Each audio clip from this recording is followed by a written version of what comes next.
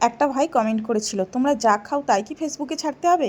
না ভাই, সব কিছু ফেসবুকে ছাড়া হয় না। আর তুমি যেহেতু বলেছো যে সব কিছু ফেসবুকে ছাড়ো, তাই তোমার কথা শুনে আমি এই রেসিপিটা আজকে ফেসবুকে ছাড়লাম। হ্যাঁ, আগেও আমি অনেক রেসিপি ছাড়ি, তো সেগুলো আমি আগে থেকে ভেবে রাখি।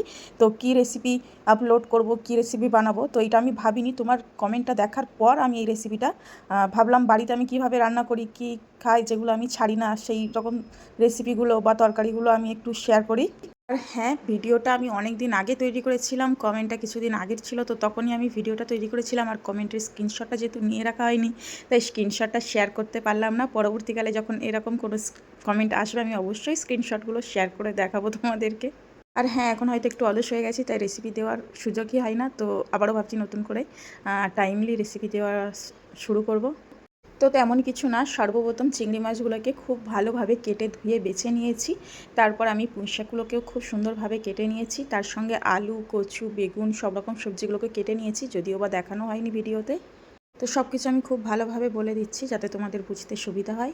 প্রথমে প্যানের মধ্যে সর্ষের তেল দিয়ে তার মধ্যে দিয়ে দিয়েছিলাম সামান্য পরিমাণে হলুদের গুঁড়ো আর লবণ। তার মধ্যে দিয়ে দিয়েছিলাম কেটে ধুয়ে রাখা চিংড়ি, এবং চিংড়ি মাছগুলোকে দিয়ে খুবই হালকাভাবে ভেজে তুলে নিয়েছি।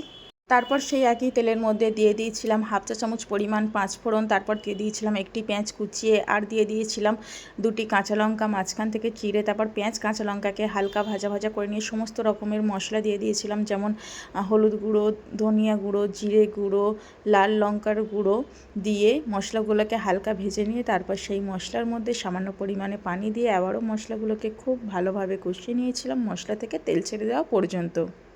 তো মশলা থেকে তেল ছেড়ে দিলে তার মধ্যে আমি অ্যাড করে দিয়েছিলাম কেটে রাখা সবজি। কেটে রাখা সবজি বলতে দিয়ে দিয়েছিলাম কচু, যেগুলোকে আমি মাঝখান থেকে দুভাগ করে নিয়েছিলাম, আর দিয়ে দিয়েছিলাম পুঁই শাকের ডাঁটাগুলি।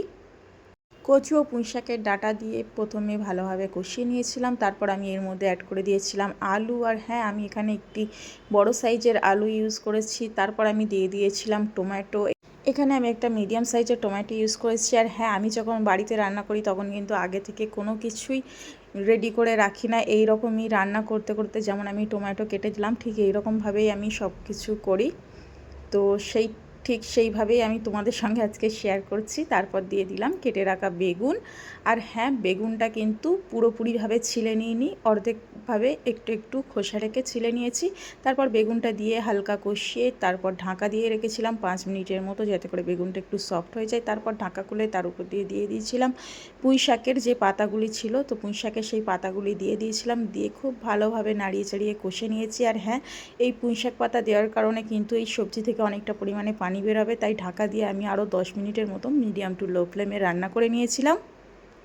তো 10 মিনিট পর ঢাকা খুলে আবারও সবগুলো সবজিকে খুব ভালোভাবে কষিয়ে নিচ্ছিলাম, একদম যতক্ষণ না পর্যন্ত পুঁই শাক থেকে বেরোনা পানিটা শুকিয়ে আসে।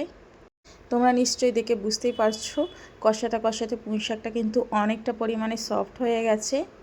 আর হ্যাঁ, আমি কিন্তু গ্যাসের আরেক পাশে কিন্তু গরম পানি বসিয়ে রেখেছিলাম আগে থেকে। আর এই তরকারিটাতে কিন্তু গরম পানি দিলে অনেকটা টেস্ট হয়, আর কচুর তরকারি যেহেতু সেহেতু একটু গরম পানি দিলেই ভালো হয়। তো গরম পানি দিয়ে খুব ভালোভাবে নাড়াচাড়া করে তরকারিতে বলক চলে আসলে দিয়ে দিয়েছিলাম স্বাদ মতো লবণ, আর দিয়ে দিয়েছিলাম আগে থেকে ভেজে রাখা চিংড়িগুলি। তো এইবারে আমি খুব বেশি না, প্রায় 10 মিনিট মতো ঢাকা দিয়ে রান্না করে নেব। এতে করে কিন্তু কচু আলু খুব ভালোভাবে সিদ্ধ হয়ে যাবে। তো দেখো 10 মিনিট পর ঢাকা খুলে দেখাচ্ছি, তরকারিটা কিন্তু বেশ গামাকা গামাকা হয়ে গেছে, ঝোলটা কিন্তু একটু গাঢ় হয়ে গেছে।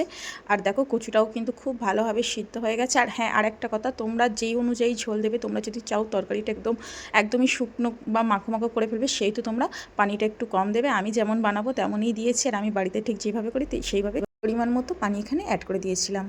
তো ঢাকা দিয়ে গ্যাসটা অফ করে দিয়েছিলাম। আর এটা হলো তরকারির ফাইনাল লুক। রেসিপিটা যদি তোমাদের ভালো লাগে অবশ্যই ভিডিওটা শেয়ার করে একটি কমেন্ট করে পাশে থাকবে, টাইমলাইনে শেয়ার করে দিও।